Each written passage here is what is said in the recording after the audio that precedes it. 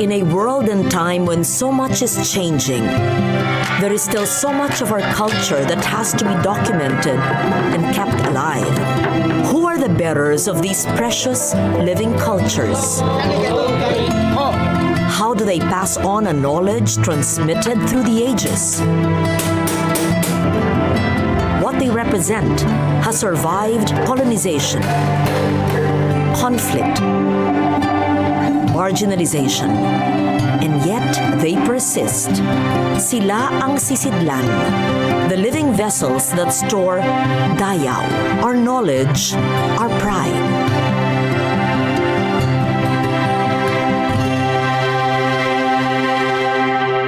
The intangible treasures of our culture.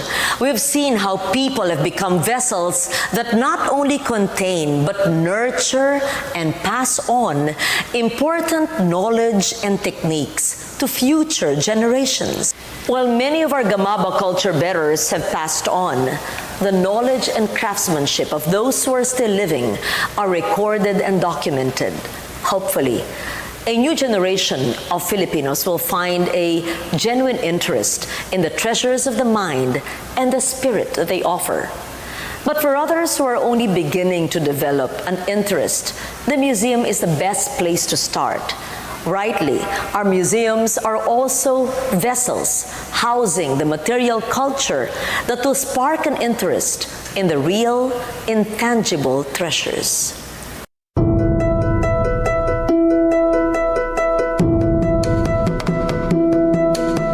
Every time we shoot an episode of Dayaw, I find myself enthralled by the galleries of the National Museum.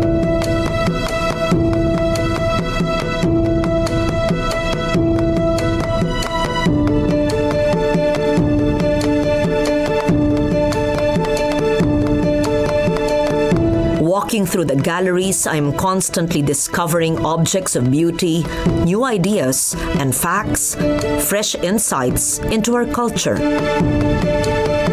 The story of our nation is told through pottery, through stone and wood,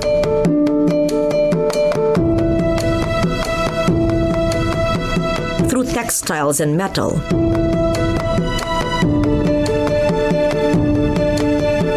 through paintings and sculpture. And best of all, admission is free. No wonder then that students and visitors are constantly roaming through the halls, discovering, as I do, a never-ending story of a people.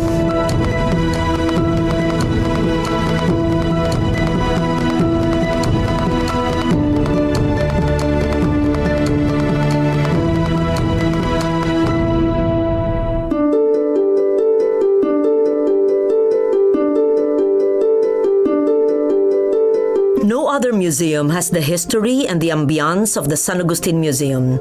Located in the cloisters, the newly renovated galleries are extensions of the living museum that is the greatest of Manila's churches.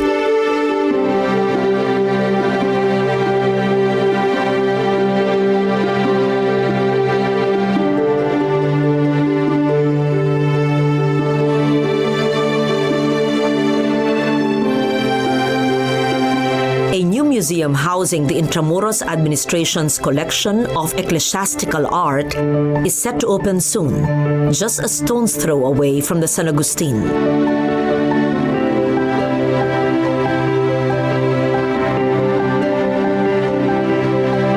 This jewel rises where the church of San Ignacio once stood. This is the much anticipated Museo de Intramuros. The project has three phases. So right now we're on the first phase of the project, which is the shell of the former San Ignacio Church. This structure will be the main gallery of the museum, which will house the larger objects that we have, like the altar pieces, the carrozas. The second phase is the completion of the mission house. So we are now on the finishing works here on this building, and one of the main features of this project is the cistern, which is right behind me. This is an original feature that was discovered during the archaeological excavation of the project. And this cistern, we incorporated it in the design of the whole of the museum. completion or the finishing works for the reconstruction of the San Ignacio Church. The challenge for the museum is how we can make the exhibits interactive so that the audience can be engaged while viewing the exhibition.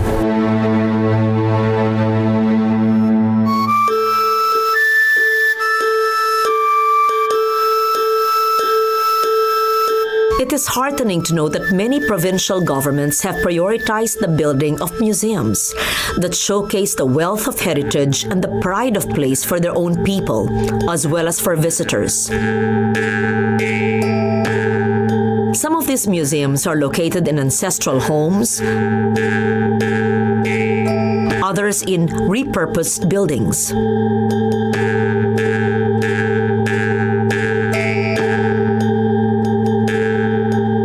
In Lawag, the Tawid Museum showcases the linkages between the Ilocanos and their Kordilyera neighbors.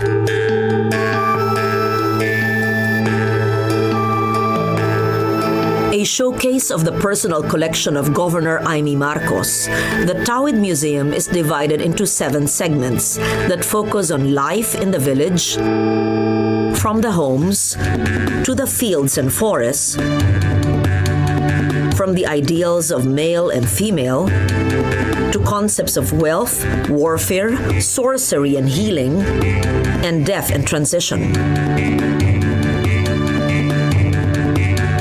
The last gallery focuses on contemporary pieces by Filipino artists, all inspired by the culture of the Cordilleras.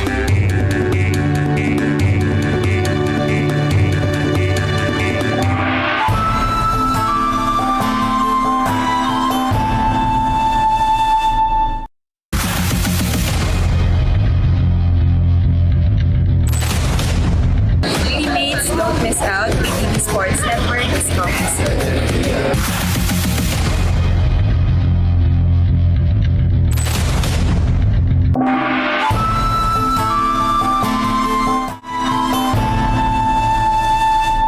The Ayala Museum has always been a friend to Dayaw, opening up their collection of pre-Hispanic gold for our earlier episodes. But there are still so many galleries that beckon the range of these exhibits, covering indigenous textiles, imported ceramics, and masterpieces of contemporary art.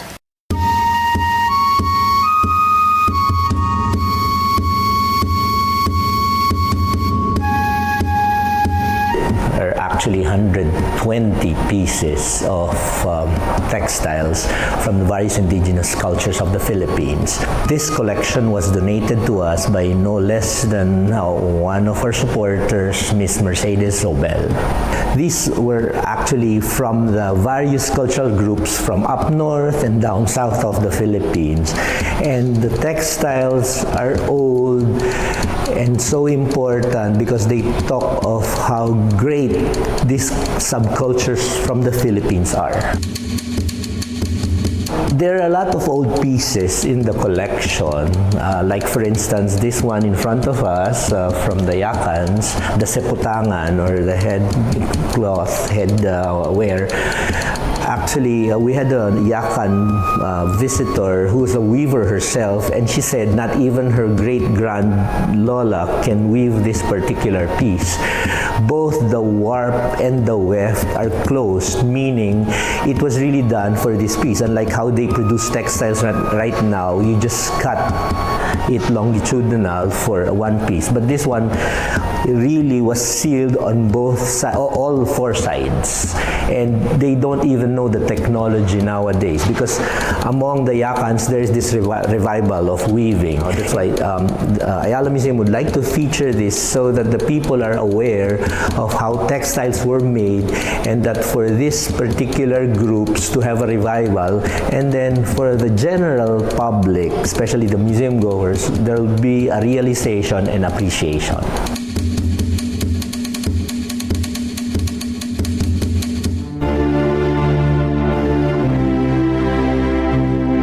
this collection of Chinese trade ceramics as well as Southeast Asian trade ceramics came from the Roberto T. Villanueva Foundation. The collection is an important ceramic collection because it talks about trade with China and the rest of Southeast Asia thousands of years ago.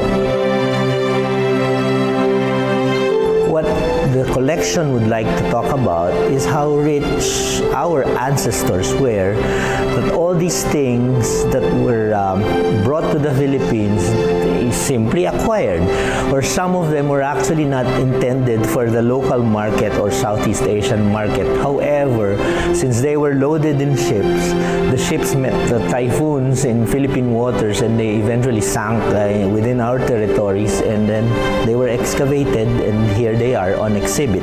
The oldest piece in the collection is a globular jar, a white jar, which is 9th century, meaning it was part of the Tang Dynasty in China.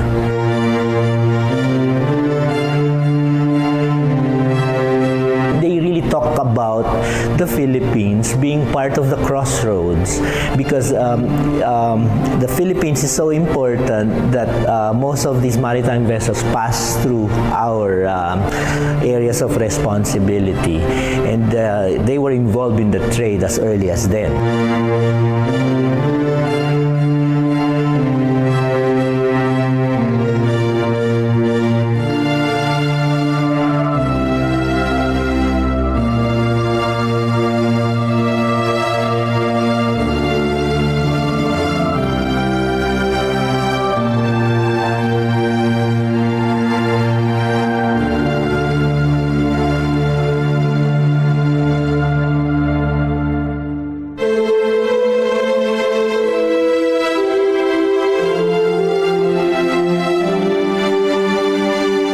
Museum, a different experience, a singular strength and focus.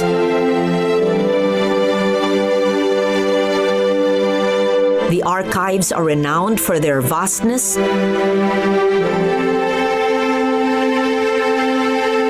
and the conservation laboratories for their expertise.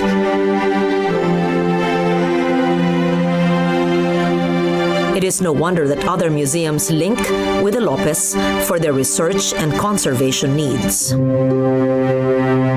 There are rare books, rare periodicals, rare maps, and then manuscripts, Rizal letters and memorabilia, and Japanese propaganda.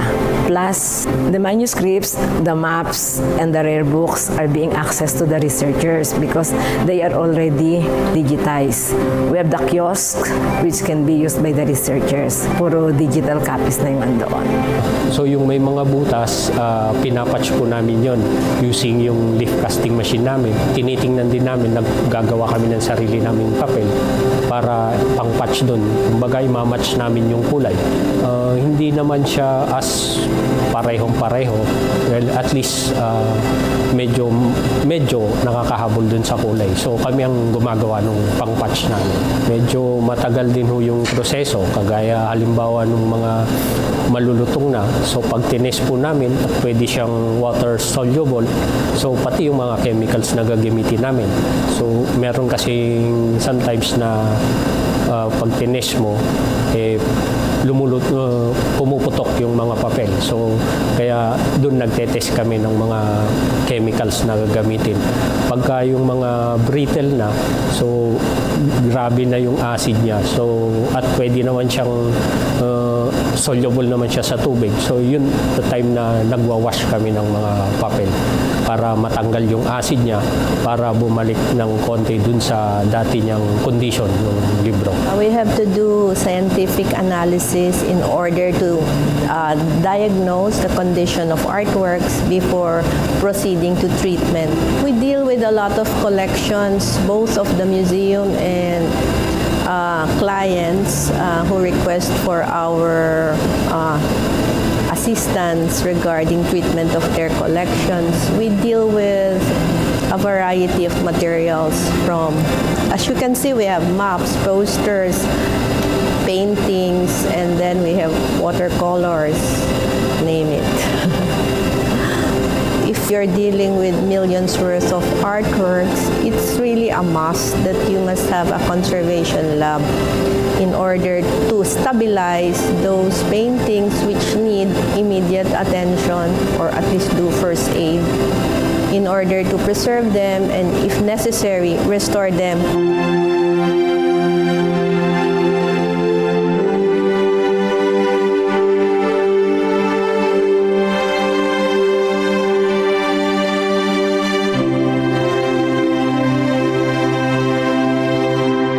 Part of the museum's mission is really to be able to conserve the treasures that it has been entrusted with. And to be able to do that, you have to be able to preserve these treasures actively. Hence, the putting up of the conservation lab, which started out very, very quietly, and but today we see it as a full-blown conservation lab that conducts its own research and into the different methods for best conserving these cultural artifacts. The museum's mission is the preservation and the stewardship of a collection that continues to speak to people who are willing to engage. At the museum, continue to see ourselves as a portal for continuous education, for engagement, and for us to be able to inspire succeeding and future generations to be able to be proud of our cultural and national identity.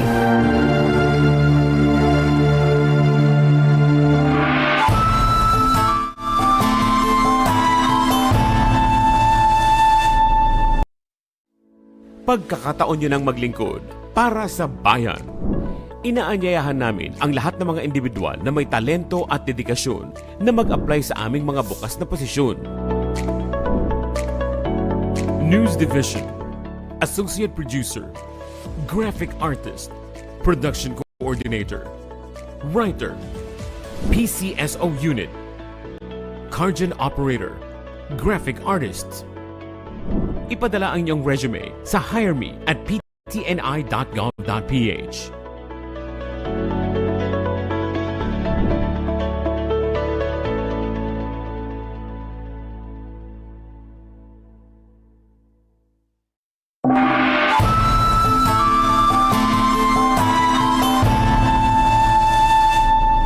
The BenCab Museum in Baguio is now a tourism draw, with a heady mix of contemporary art and even tribal art, lush scenery, good food. The museum is a place that merits not just one, but repeated visits. But another museum in Baguio offers a different, more academic but equally enthralling experience. And it is set in the campus of the University of the Philippines, right in the middle of town. Two Baguio museums, two repositories of the rich Kordilyera culture.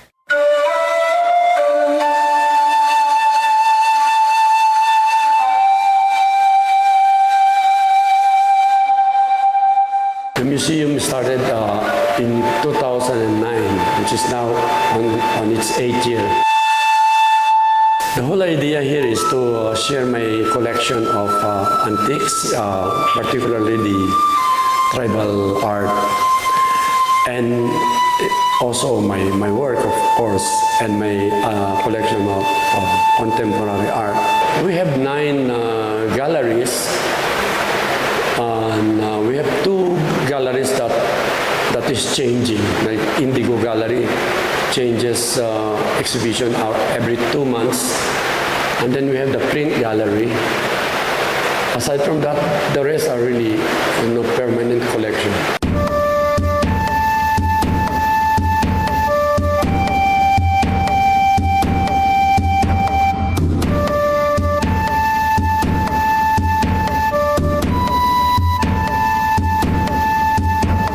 This is another gallery of contemporary artists. We call it Gallery 2.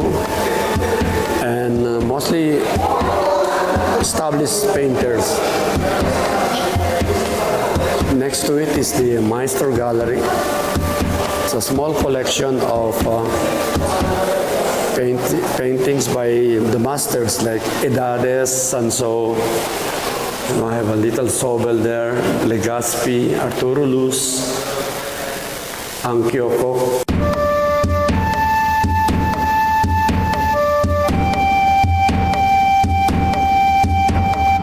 These are a bulul wall, which are most of my large bululs. And there are some pairs and some single piece. Like this piece, I got it in the 60s. And when I got married in London, I brought it with me. But when I came back, I brought it back.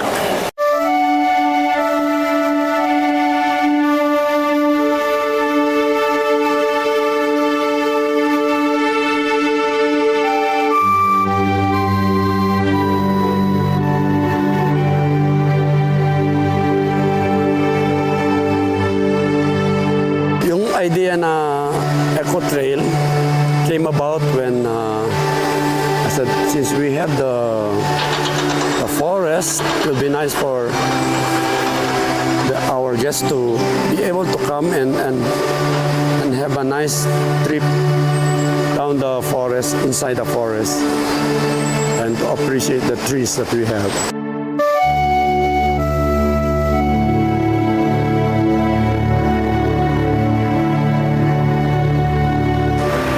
Idea is to share the activities of the museum and also concern for nature, which is in my museum is a combination.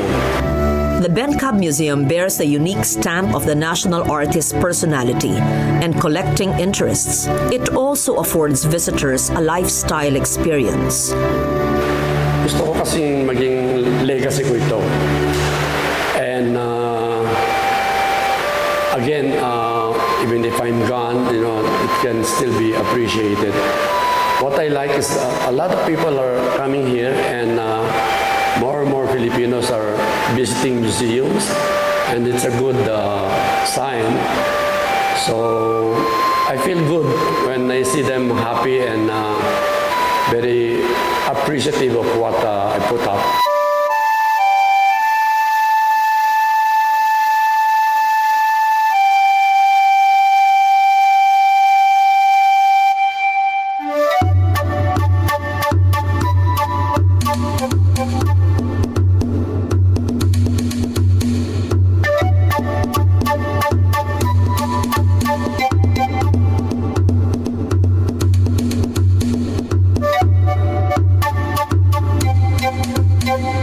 The Museo Kordilyera in the campus of UP Baguio has something different to offer. An exploration of the minds of the UP academic staff who take turns curating and putting together shows based on their interests and research. It is a unique approach to museum exhibitions, conceptualized by Dr. Annalyn Salvador Amores, who is best known for her landmark work on the Kalinga Batok or tattoos.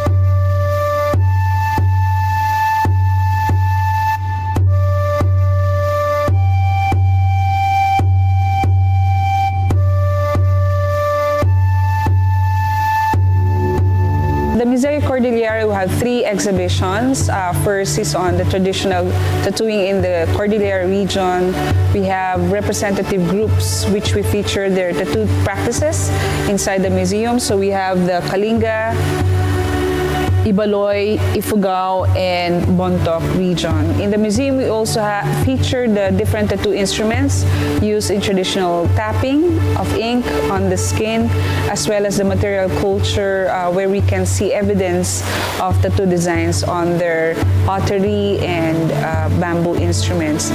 The second exhibition at Museo Kordilyera is about the production of anthropological knowledge through the work of our former professor and Belgian missionary Jules de Rat.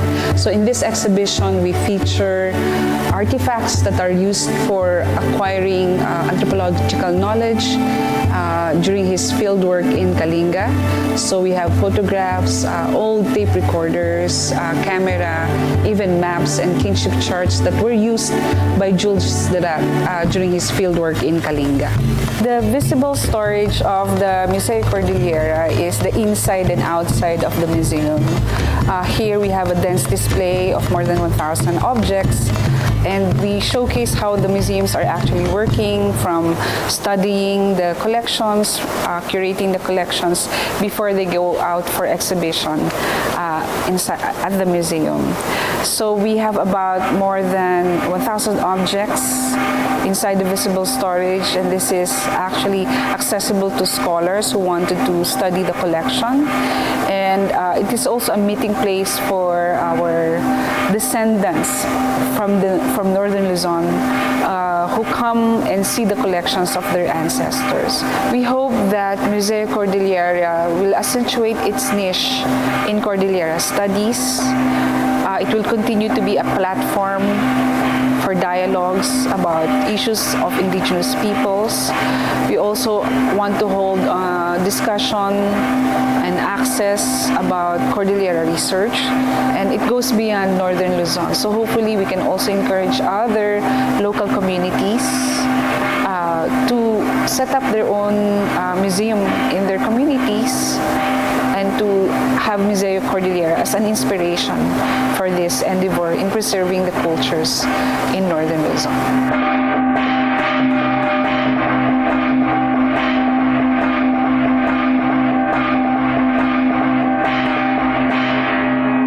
I'm sure a lot of you are saying, wow, I didn't know there are so many interesting museums in the country.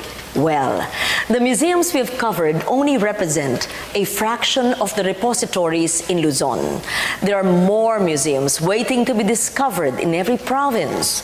We haven't even started on the museums in the Visayas and Mindanao, or the major museum project still in the works.